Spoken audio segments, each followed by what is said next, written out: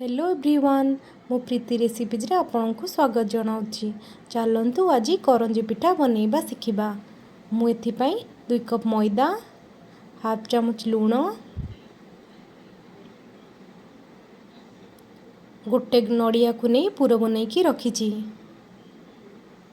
2 चामच गुआ घी को नहीं। चलतु प्रस्तुति करिबा।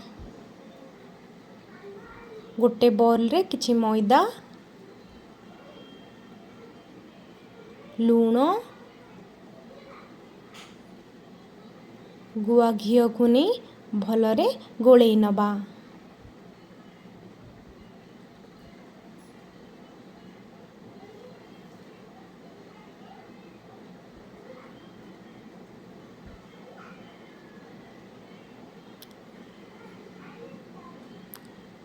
घोलैला परे धीरे धीरे पानी दे मैदा को भलरे चकटी नबा।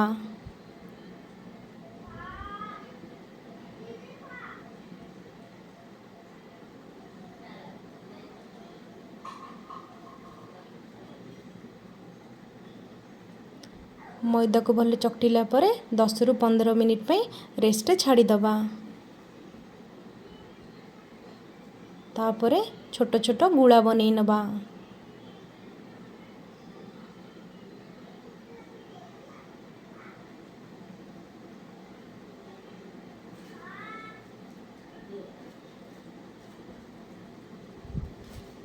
गुला गुड़िक भले गोल गोल करी नबा।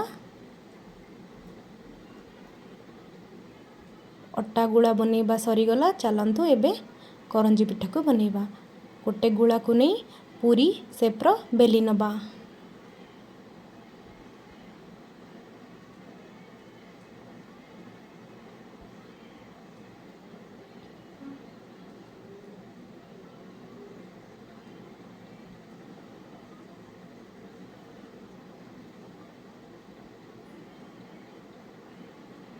रखा जाइथिबा पूर को दे दबा। तापरे साइड साइड रे पानी को लगे दबा। तापरे एपरे भाबरे फोल्ड करी नबा। हाथ रे तार साइड को एभली दबाई दबा जेमती यह खोली न जाए।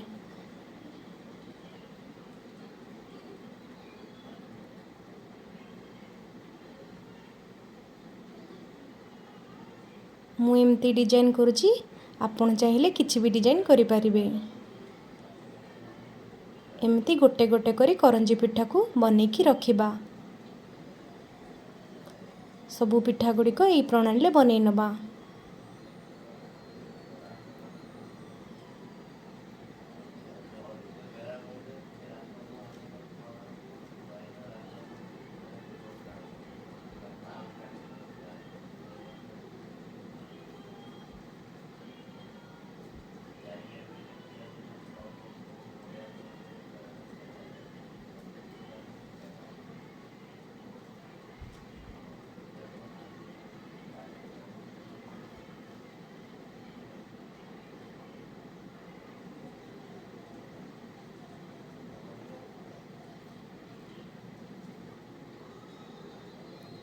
मोर सबु पिठा बनैबा सरीगलानी।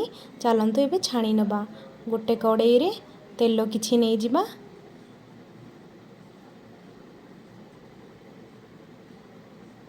तेलटी मीडियम गरम होला परे सेथिरे करंजी पिठा गुड़ी को गोटे गोटे करी छाणीबा।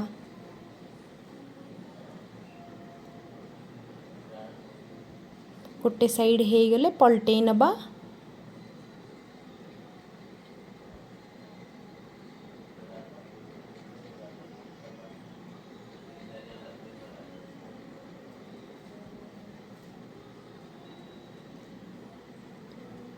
पिठा गुड़िक गोल्डन ब्राउन हो गलानी।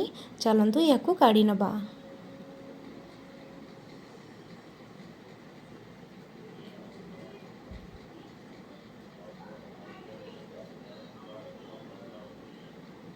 देखंतु यह सुंदर केते कलर आसीची।